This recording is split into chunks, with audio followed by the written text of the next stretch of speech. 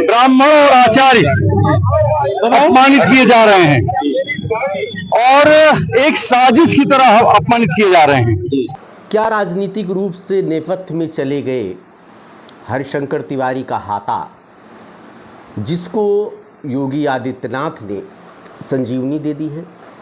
इतिहास तो यही कहता है।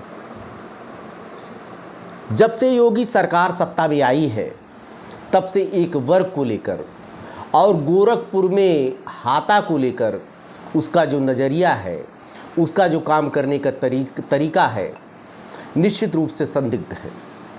वैसे हाथा और मठ की लड़ाई वहाँ पर पूर्वांचल में आज से नहीं है, आदि से है। 35 से 40 वर्ष पुराना इतिहास है। वीर बहादुर सिंह ने जो तत्कालीन मुख्यमंत्री थे 1986 में जो गलती की थी, शायद वही गलती सूबे के मुख्यमंत्री योगी आदित्यनाथ ने कर दी है। 1986 का एक वाकया आपको सुनाते हैं कि उस समय सूबे में वीर बहादुर सिंह की सरकार थी। पूर्वांचल में ब्राह्मण बनाम क्षत्रिय चल रहा था। मठ और हाथा की लड़ाई। इनके पिताजी थे अवैधनाथ जी, मुख्यमंत्री योगी के गुरु अवैधनाथ जी, उनके पिता थे दिग्विजयनाथ जी। उस समय से क्षत्रियों और ब्राह्मणों का हाथा और मठ में रस्साकसी चल रही थी। 1986 में एक बड़हालगंज में सभा होनी थी। कमलापत त्रिपाठी जो तत्कालीन कांग्रेस में एक मंत्री हुआ करते थे, बहुत बड़े नेता थे, बड़े कद के, उनकी सभा थी। उस सभा में वहाँ के नेता, ब्राह्मण नेता कहे जाने वाले हरिशंकर तिवारी जी अपने दल बल के साथ शरीक हुए। उसके बाद उनकी वापसी में दोहरे घाट, गाजीपुर के निकट, गाजीपुर में दोहरे घाट पड़ता है, वहाँ पर कमलापत त्रिपाठी को छोड़ने गए थे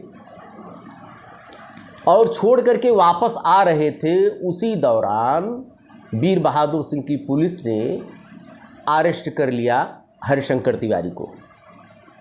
जब पता चला तो हरिशंकर तिवारी का पूरा अमला, लगभग 5000 लोगों की भीड़ ने थाना घेर लिया। जय शंकर जय हरिशंकर के नारों से पूरा पूर्वांचल गूंज उठा। अफरा तफरी ऐसी मची कि कमलापत त्रिपाठी जी को, वीर बहादुर सिंह को फ़ोन करना पड़ा और हरिशंकर तिवारी को छोड़ा गया। हरिशंकर तिवारी जी बाहर आए, वहीं से उनकी राजनीतिक पराकाष्ठा उच्च स्तर पर पहुंच गई। वहीं से उनकी राजनीति का उत्कर्ष काल शुरू हुआ। उसके बाद ब्राह्मणों का नेतृत्व करने लगे हरिशंकर तिवारी, अमरमठ त्रिपाठी जी, और उस समय के थे शुक्ला, श्री प्रकाश शुक्ला, ये लोग करने लगे। वहीं से राजनीति के मतलब कि अर्श पर पहुंच गए हरिशंकर तिवारी, और वही गलती मुख्यमंत्री योगी आदित्यनाथ ने दोहरा दिया। बैंक धोखाधड़ी 700 करोड़ के बैंक धोखाधड़ी के आरोप में विनय शंकर तिवारी को जो अरेस्ट किया गया, उनको गिरफ्तार करने के बाद 45 दिनों बाद जब जमानत मिली, उनके साथ जो हुजूम उमड़ा, उनके साथ जो सपाइयों ने लखनऊ से लेकर गोरखपुर तक जगह जगह पर स्वागत किया, और जेल से छूटने के बाद उन्होंने जिस तरह से घोषणा की कि ब्राह्मण आचार्यों और ब्राह्मणों का अपमान किया जा रहा है एक विशेष वर्ग के द्वारा, अहंकार के खिलाफ ब्राह्मण बहुत जल्द बदला लेगा। इस अपमान का उनका आशय था कि 2027 का जो चुनाव है उसमें ब्राह्मण समाज बदला लेगा। मित्रों, कहीं संजीवनी वही तो नहीं मिल गई?